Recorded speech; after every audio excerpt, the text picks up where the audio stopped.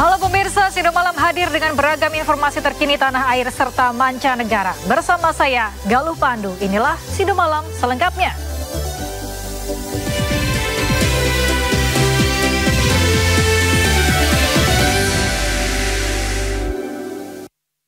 Kita awali informasi Sido Malam hari ini, pemirsa. Ribuan penumpang kapal dari Pelabuhan Merak, Banten menuju Bakahuni, Lampung sehari jelang libur Natal terpantau ramai lancar.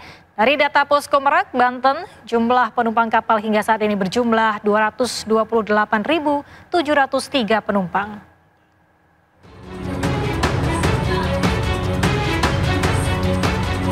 Satu hari jelang libur Natal 2024, ribuan penumpang kapal memadati Pelabuhan Merak, Banten menuju Bakauheni, Lampung.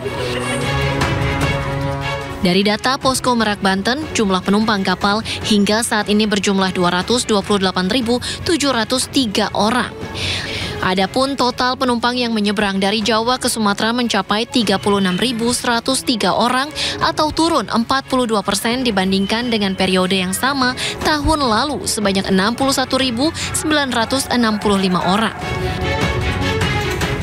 Tercatat kendaraan roda 2 yang telah menyeberang mencapai 938 unit atau turun 71% dibandingkan tahun lalu yang mencapai 3.232 kendaraan. Total 7.792 kendaraan telah menyeberang dari Pulau Jawa ke Pulau Sumatera. Nggak seberapa macet sih, lumayan lancar, nggak kayak tahun sebelumnya. Oh, tahun sebelumnya kenapa? Lumayan macet, karena kan gelombangnya besar tahun lalu kan. Jadi macetnya sampai luar. Jadi agak susah. Kalau sekarang sih Om? Kalau sekarang sih nggak seberapa macet sih, nggak kayak tahun lalu. Pelabuhan Merak terus mengantisipasi kepadatan penumpang saat puncak arus mudik Natal ataupun karena terkendala cuaca. Sementara total kendaraan yang telah menyeberang dari Pelabuhan Merak, Banten tercatat 54.177 kendaraan atau turun 14% dibandingkan periode yang sama di tahun lalu. Dari Cilegon, Banten, Iskandar Nasution, iNews melaporkan. Kapolri Jenderal Listio Sigit Prabowo meninjau kesiapan Pelabuhan Merak, Banten. Peninjauan tersebut dalam rangka memastikan pelayanan terbaik untuk masyarakat di masa libur Natal dan Tahun Baru 2025. Jenderal Listio Sigit Prabowo meninjau Terminal Eksekutif Pelabuhan Merak, Banten Selasa siang. Kunjungan Kapolri ke Merak ini untuk memastikan keamanan dan kenyamanan masyarakat selama libur Natal dan Tahun Baru 2025. Dalam kunjungannya bersama Menko PMK dan para pejabat lainnya, Kapolri menyampaikan standar pelayanan dan pengamanan tahun ini semakin baik, namun jumlah penumpang yang melakukan penyeberangan sampai saat ini masih lebih rendah dibandingkan tahun lalu. Selain itu, sistem pelayanan harus terus disiapkan dan evaluasi terus dilakukan untuk memastikan pelayanan terbaik yang diberikan kepada masyarakat. Pelayanan dan pengamanan terbaik terhadap masyarakat yang melaksanakan Nataru, libur Nataru.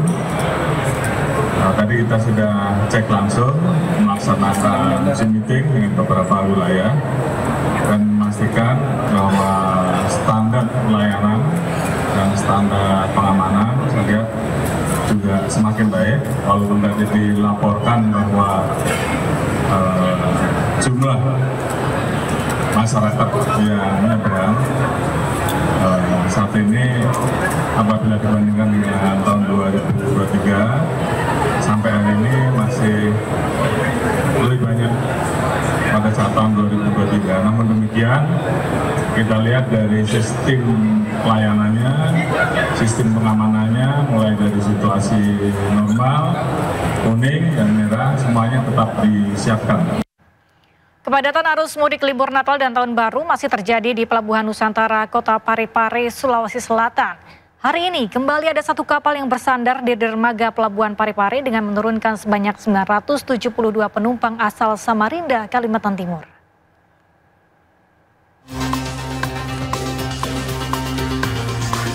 Jelang libur panjang perayaan Natal dan Tahun Baru, penumpang kapal memadati dermaga Pelabuhan Nusantara Kota Parepare, Sulawesi Selatan Selasa siang. Sebanyak 972 penumpang kapal asal Samarinda, Kalimantan Timur tiba di Pelabuhan Nusantara Kota Parepare dengan menggunakan KM Queen Soya. Sebagian dari penumpang kapal merupakan perantau yang bekerja di Kalimantan. dan akan berlibur untuk merayakan Natal dan Tahun Baru ke sejumlah daerah di Sulawesi Selatan pada libur panjang kali ini. Sejumlah personil kepolisian pun disiagakan di pintu keluar dermaga untuk memeriksa satu persatu bawaan penumpang. Hal ini untuk mengantisipasi adanya barang berbahaya yang dibawa penumpang dari luar kota. Saya dari Semarang mau ke Toraja. Mau ke Toraja ya. Pak, kondisi di kapal tadi Pak? Ya lumayan aman. Kalau ombak Pak gimana? Enggak ada. Ada sih cuman dikit aja. Dikit aja ya? Dikit aja. Pak, untuk keramaian penumpang di atas kapal Pak gimana? Untuk keramaian tidak terlalu padat. Tidak terlalu padat ya? Jadi aman ya? Diprediksi lonjakan arus mudik libur Nataru di Pelabuhan Nusantara Kota Parepare akan terjadi hingga Selasa malam. Dengan tambahan kedatangan satu kapal yang akan bersandar. Dari Parepare, Sulawesi Selatan, Erwin Pratama, iNews melaporkan. Sementara di jalur utama menuju objek wisata Lembang, terus dipadati kendaraan wisatawan di kawasan Simpang Ledeng, Kota Bandung. Kepadatan juga terjadi di kawasan Jalan Setiabudi. Mayoritas kendaraan didominasi oleh kendaraan wisatawan lokal dan luar Kota Bandung. Untuk mengantisipasi kepadatan, petugas kepolisian mengalihkan sebagian kendaraan wisatawan ke arah Sersan Bajuri. Selain itu juga terjadi kepadatan yang cukup parah. Petugas kepolisian berkoordinasi dengan Polsek Lembang akan menerapkan sistem buka tutup jalan. Prediksi kepadatan arus wisata di kawasan jalur Lembang akan terus terjadi hingga mendekati malam pergantian tahun baru 2025.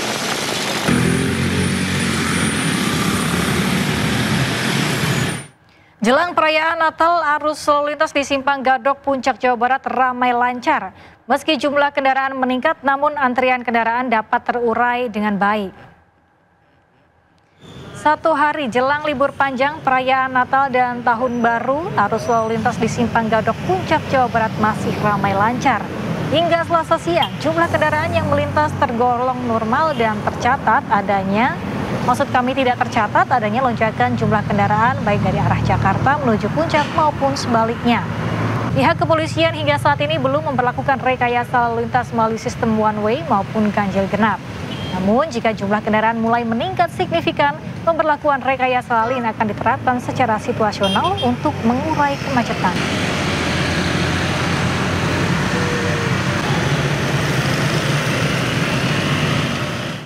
Dan pemirsa, bagaimana pantauan kepadatan lalu lintas libur Natal dan Tahun Baru? Kami telah terhubung dengan rekan Hamzah Hasibuan di res area kilometer 19 Bekasi, Jawa Barat. Halo, selamat malam Hamzah. Bagaimana kondisi arus lalu lintas di kilometer 19? Selamat malam Galuh dan juga pemirsa, saat ini kondisi lalu lintas di kilometer 19 Jalan Tol Jakarta Cikampek terpantau masih ramai lancar. Tadi sempat ada ketersendatan maupun kenaikan jumlah dan volume kendaraan di arah Cikampek menuju Jakarta. Namun pada pukul sekitar 17.00 waktu Indonesia Barat ini kepadatan dari kendaraan sudah berhasil diurai. Dan saat ini berdasarkan pantauan kami, kendaraan yang melintas di Jalan Tol Jakarta Cikampek khususnya kilometer 19 tempat kami melaporkan saat ini didominasi oleh kendaraan pribadi dan juga truk pengangkut barang. Seperti yang bisa dilihat juga di belakang kami saat ini, kepolisian sedang mengatur lalu lintas di jalan tol dari Jakarta menuju Cikampek untuk memastikan lancarnya arus lalu lintas yang ada di sini. Pengendara yang melintas di kilometer 19 tol Jakarta Cikampek ini nantinya akan melakukan perjalanan menuju gerbang tol Kaliurip yang menghubungkan Jakarta dengan beberapa daerah di Jawa Barat, serta juga akan menuju ke gerbang tol Cikampek Utama yang menghubungkan Jakarta dengan beberapa daerah hingga ke Jawa Timur. Dapat kami sampaikan juga bahwa petugas kepolisian maupun jasa marga sebelumnya merencanakan rekayasa lalu lintas kontraflow. Namun rekayasa lalu lintas kontraflow ini akan dilakukan secara situasional tergantung dengan jumlah dan volume kendaraan yang ada dan melintas di jalan tol Jakarta Cikampek dan arah sebaliknya. Selain itu, pihak jasa marga juga akan memberikan diskon tarif tol di masa momen libur Natal dan Tahun Baru kali ini. Diskon tarif tol ini sebesar 10% dan diberlakukan di beberapa tanggal, yaitu di tanggal 19 dan 28 Desember 2024 serta di tanggal 3 Januari 2025. Diskon tarif tol berlaku sejak pukul 5 pagi hingga pukul 5 pagi di keesokan harinya. Selain itu, himbauan juga disampaikan kepada masyarakat untuk selalu mengecek kendaraan sebelum bepergian dan memastikan bahwa kondisi tubuh tetap prima. Dan yang terakhir terkait dengan pos pengamanan dan posko kesehatan ini juga sudah disiapkan oleh beberapa dinas terkait di beberapa rest area, salah satunya di rest area kilometer 19 tempat kami melaporkan saat ini. Sementara itu, Galuh. Baik, terima kasih Hamzah. Selamat bertugas kembali. Kita menuju ke informasi selanjutnya. Pemirsa, ribuan penumpang masih memadati Bandara Soekarno-Hatta, Tangerang, Banten. Pengelola Bandara Soekarno-Hatta mencatat jumlah penumpang mencapai 152.000 dengan pergerakan pesawat mencapai 1.076 penerbangan. Tujuan favorit masih didominasi rute penerbangan Denpasar, Medan, Makassar, Surabaya, dan Balikpapan. Adanya kebijakan pemerintah menurunkan harga tiket sebesar 10%, mendorong tingginya minat penumpang untuk pergi berlibur. Para penumpang diimbau untuk datang ke bandara 3 jam lebih awal guna menghindari antrean di counter check-in.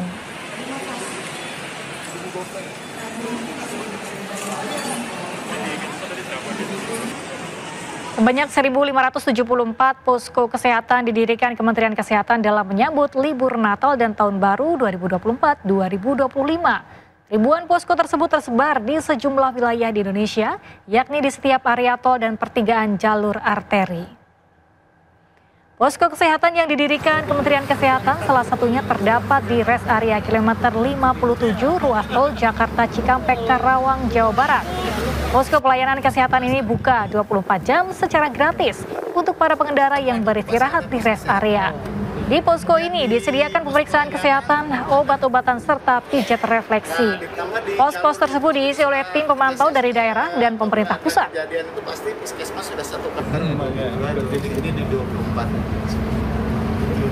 Kementerian Kesehatan menyediakan 1.574 posko.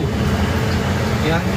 Nah, untuk di Jawa Barat sendiri itu sekitar 266 posko kita siapkan.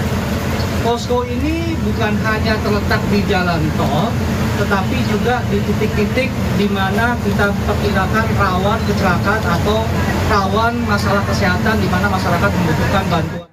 Gereja Katolik sore dan malam ini menggelar misa Natal. Menko Polhukam dan Kapolri turut hadir menyampaikan ucapan selamat Natal dan menjamin keamanan. Jelang misa Natal di Gereja Katedral, Menko Polhukam Budi Gunawan, Kapolri Jenderal Polisi Listio Sigit Prabowo, dan Panglima TNI datang dan melihat persiapan serta pengamanan misa Natal. Ketiganya menyempatkan diri menyapa umat Katolik yang sudah hadir sejak sore tadi di dalam katedral. Selain Kapolri, Panglima, dan Menkolpam, maksud kami, hadir pula Menteri Agama dan Menko Bidang Pembangunan Manusia, pemuka agama Kristen, dan juga penjabat Gubernur Jakarta. Kami izin menambahkan, ada satu titipan pesan dari Bapak Presiden, Bapak Prabowo Subianto. Beliau menitipkan salam, ucapan selamat Natal tahun 2024 kepada seluruh umat Kristiani yang merayakan. Sekaligus dengan harapan semoga dengan niat suci Natal tahun 2024 ini kita semakin memperoleh kedamaian, kemudian juga kebersamaan, gotong royong di dalam membantu sesama umat yang kurang beruntung. Inilah beberapa hal yang perlu kami tambahkan. Sekali lagi, kami atas nama pemerintah mengucapkan selamat Natal tahun 2024. Semoga kedamaian, kemudian kebahagiaan dan kesejahteraan menyertai kita. Semoga Tuhan meridhoi apa yang menjadi kegiatan kita hari ini. Puji Tuhan dan tentu Tuhan sertai kita. Terima kasih. Pemirsa, untuk mengetahui informasi selengkapnya perayaan misa Natal di Gereja Katedral Jakarta, kami telah terhubung dengan rekan Camar Hainda. Halo Camar, bagaimana kondisi perayaan malam misa Natal dari pantauan Anda? Supaya kita bijaksana, adil, Ya, selamat malam Galuh dan juga pemirsa. Benar sekali, perayaan Misa Malam Natal di Gereja Katedral ini berlangsung dengan hikmat, dan yang Anda saksikan saat ini kita sudah berada di sesi kedua. Seperti diketahui bahwasanya untuk Misa Malam Natal yang dilaksanakan di Gereja Katedral Jakarta dilakukan dalam 2 sesi. Sesi pertama pada pukul 17.00 waktu Indonesia Barat, dan saat ini adalah sesi kedua yang dimulai pada pukul 8 malam. Berdasarkan pantauan kami dari pagi, siang, dan juga sore hari, memang ini sudah dilakukan pengecekan registrasi yang dilakukan secara daring ataupun juga secara online, di mana bagi mereka yang sudah masuk ataupun para jemaat yang beribadah di Gereja Katedral, ini adalah mereka yang sudah mendaftar terlebih dahulu secara online. Dan dapat kami sampaikan, pengamanan juga dilakukan secara ketat, tidak hanya di pintu utama yakni pintu selatan, namun juga di pintu utara yakni tempat awak media masuk begitu, sehingga rasa aman dan juga nyaman ini bisa tercipta terhadap masyarakat ataupun juga umat yang sedang beribadah misa pada malam hari ini. Kemudian untuk berkaitan dengan tema pada malam hari ini atau pada Natal kali ini adalah marilah kita kembali ke Bethlehem, di mana Bethlehem ini merupakan kota suci bagi umat Kristiani dan juga Katolik, di mana tempat Yesus Kristus dilahirkan. Dan hal ini bermakna bahwa kita perlu kembali kepada kesederhanaan, kembali kepada kemurnian, dan juga cinta kasih Yesus yang terus ada dalam setiap langkah hidup umatnya. Kemudian untuk lebih dimaknai lagi secara nasionalis adalah bagaimana tali persaudaraan, tali persatuan ini sangat penting untuk kepentingan bangsa. Nah, di belakang saya, Galuh dan juga pemirsa, ini adalah di selasar tenda yang mampu menampung 2.150 orang. Sementara di dalam ini hanya bisa menampung 800 orang saja, sehingga memang ada ekspansi dengan pembuatan tenda. Namun ada juga beberapa selasar yang dimanfaatkan. Di antaranya adalah selasar Plaza dan juga Gua Maria yang mampu menampung sebanyak 533 orang. Jadwal ibadah yang diselenggarakan 2 kali dalam hari ini tentunya berbeda dengan misa yang akan dilakukan esok hari, yakni misa puncak yang akan dilakukan dalam 3 sesi, yakni sesi pertama pada pukul 8.30 waktu Indonesia Barat pada pagi hari, kemudian pada siang hari pada 11.30 waktu Indonesia Barat, dan juga pada sore hari yakni pada pukul 17.00 waktu Indonesia Barat. Tadi kami juga melihat bahwasanya adanya kunjungan dari sejumlah pejabat negara, di antaranya adalah Menko Polkam, kemudian juga ada Menko PMK, ada juga Menteri Agama beserta dengan Panglima TNI dan juga Kapolri Jenderal Listio Sigit Prabowo yang memberikan semangat dan juga memberikan selamat kepada umat Kristiani dan juga Katolik atas Natal tahun ini, dan tentunya memastikan bahwasanya nantinya segala bentuk ibadah ini dipastikan dilaksanakan dengan aman dan juga nyaman untuk seluruh umat yang merayakan. Sementara demikian, kembali ke Anda, Galuh.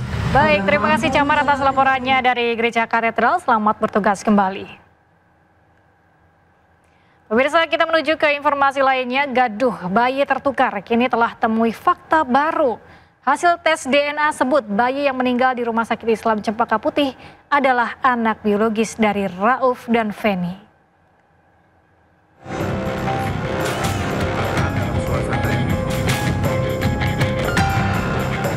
Rekaman video inilah yang memancing perhatian masyarakat. Rauf, seorang ayah dari Bekasi, berkisah pilu. Ia bercerita bayi yang baru saja dilahirkan istrinya harus kembali ke haribaan, bahkan sebelum sempat ia rangkul dalam pangkuan. Namun, hal-hal janggal yang dialami keluarga si bayi memberikan keyakinan pada Rauf dan sang istri bahwa bayi yang kini bersemayam dalam pusara bukanlah darah daging mereka. Ya, Rauf dan sang istri yakin bahwa bayi mereka telah tertukar. Kejanggalan yang memunculkan dugaan diantaranya adalah pada 16 September lalu, kala Rumah Sakit Islam Cempaka Putih tak menunjukkan sang bayi pada ibunya setelah dilahirkan. Sementara sang ayah, yakni Rauf, hanya diminta mengajarkan tanpa dijelaskan kondisi bayi hingga jenis kelaminnya. Atas dugaan ini, Muhammad Rauf dan Feni mendatangi kantor KPAI di kawasan Menteng, Jakarta Pusat untuk mencari keadilan dengan memegang keyakinan bahwa bayi mereka yang lahir pada 16 September lalu tertukar dengan bayi lain. KPAI lantas melakukan mediasi antara pihak Rauf dengan pihak rumah sakit. Atas viralnya kasus ini, pihak rumah sakit turut buka suara. Pihak rumah sakit berjanji akan kooperatif dan akan menanggung biaya tes DNA di rumah sakit yang ditunjuk Rauf dan Feni. Tak lama berselang, Satreskrim Polres Metro Jakarta Utara melakukan ekshumasi atau pembongkaran makam bayi yang diduga tertukar di TPU Semper, Jakarta Utara. Pembongkaran makam bayi ini dilakukan untuk tes DNA sekaligus autopsi untuk memastikan identitas bayi tersebut. Tentunya sejak awal kami sudah melakukan langkah-langkah penyelidikan. Yang pertama dilakukan adalah berkoordinasi dengan pihak keluarga dan rumah sakit. Apakah ada bukti-bukti yang bersifat administratif untuk meyakinkan bahwa yang meninggal tersebut adalah putranya. Yang berikutnya, hari ini pihak kepolisian memahami bahwa tidak ada lebih berharga dari seorang anak dalam keluarga. Dengan alasan kemanusiaan sekaligus dalam rangka penyelidikan, maka hari ini kami melaksanakan ekshumasi untuk memberikan kepastian status atas anak tersebut. Sehingga mungkin nanti ada dua kemungkinan, apakah itu benar ya sesuai dengan hasil tes DNA ya, ataukah mungkin yang kedua mungkin berbeda. Proses pembongkaran dilakukan bersama tim forensik dari Rumah Sakit Bayangkara tingkat 1 Pusdokes Polri dengan disaksikan langsung oleh orang tua bayi dan perwakilan pihak rumah sakit. Usai gaduh atas dugaan kasus bayi yang tertukar di salah satu rumah sakit di Jakarta, kepolisian akhirnya mengungkap hasil tes DNA dari bayi yang diduga tertukar di rumah sakit. Tes menunjukkan bahwa bayi yang meninggal dunia tersebut merupakan anak biologis dari Rauf dan Feni. Dengan kesimpulan, berdasarkan hasil analisis seluruh profil DNA dari sampel barang bukti tabel 1, maka telah dapat dibuktikan secara ilmiah bahwa secara genetik Mr. X adalah anak biologis Muhammad Rauf dan Feni Selvianti. Demikian hasil pemeriksaan DNA ini telah kami uraikan dengan sejujur-jujurnya dan menggunakan keilmuan yang sebaik-baiknya.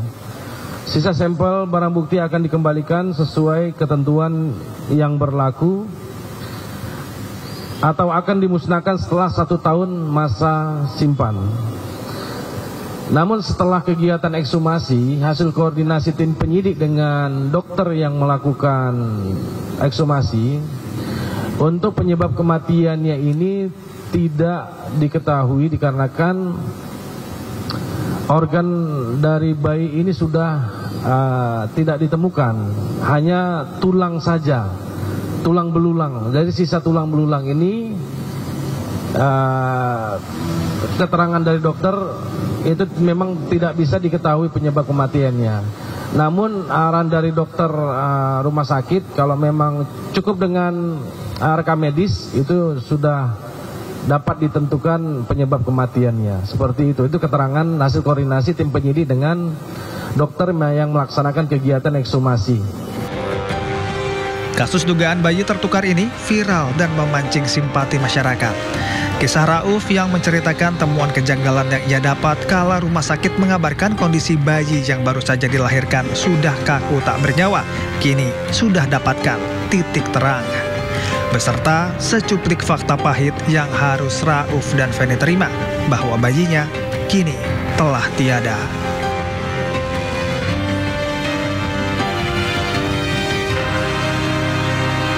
Personil Polda Jawa Timur bersama jajaran Polres Malang menggelar olah TKP kecelakaan maut di Tol Lawang, Malang, Jawa Timur. Olah TKP dilakukan untuk mengetahui gambaran sebelum maupun sesaat sesudah kecelakaan terjadi. Dipimpin Dirlantas Polda Jatim, Kombes Pol Komarudin, polisi melakukan olah TKP kecelakaan maut antara bus pelajar dan truk bermuatan pakan ternak. Olah TKP dimulai di ruas jalan tol kilometer 77 200 Pandaan Lawang hingga titik awal truk mundur. Olah TKP bertujuan untuk mengetahui penyebab pasti kecelakaan yang telah menewaskan 4 orang.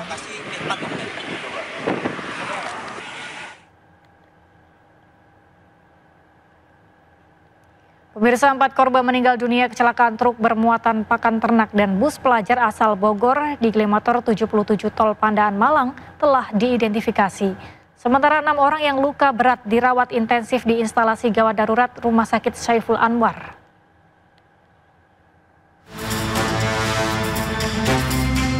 Kecelakaan maut antara truk bermuatan pakan ternak dengan bus rombongan pelajar asal Bogor terjadi di KM 77 tol Pandaan Malang, Jawa Timur. 4 korban tewas merupakan 3 pria dan seorang wanita. Mereka adalah 2 awak bus dan 2 orang pendamping pelajar. Menurut Kapolres Malang AKBP Putu Kolis Aryana, menyatakan total korban dari daftar penumpang bus adalah 48 orang. Berkoordinasi dengan Bapak Kapolres Bogor, di dalam bis ini ada 40 siswa.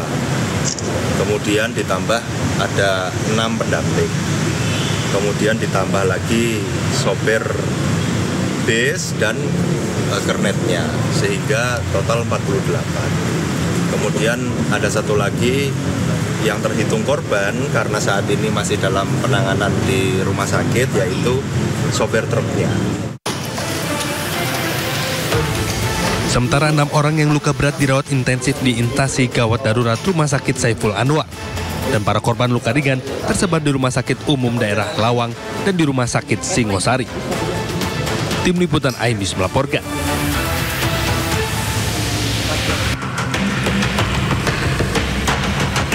Delapan korban luka akibat kecelakaan saat ini masih menjalani perawatan di Rumah Sakit Saiful Anwar, Kota Malang, Jawa Timur.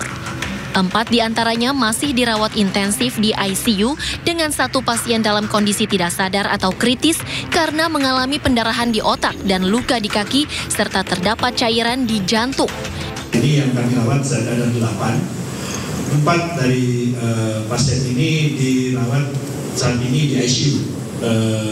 Dari 8 korban ini sebagian besar mereka menderita cedera kepala ya, dan pendarahan di otak. Kemudian yang kedua trauma tumpul di abdomen, dan yang ketiga fraktur patah di tulang-tulang yang ditangani oleh Sebelumnya, Rumah Sakit Saiful Anwar, Kota Malang menerima 12 korban kecelakaan yang melibatkan truk dan sebuah bus berpenumpang pelajar di tol Pandaan Malang. Dari 12 pasien, 4 diantaranya sudah meninggal dunia dan saat ini 2 jenazah telah dibawa pulang pihak keluarga. Dari Malang, Jawa Timur, Denny Irwansyah, iNews melaporkan. Direktur PT RBT Suparta divonis 8 tahun dan Reza Ardiansyah selaku Direktur Utama Pengembangan Usaha PT RBT divonis 5 tahun atas kasus korupsi timah. Informasi selengkapnya usai jeda, tetaplah di Sino Malam.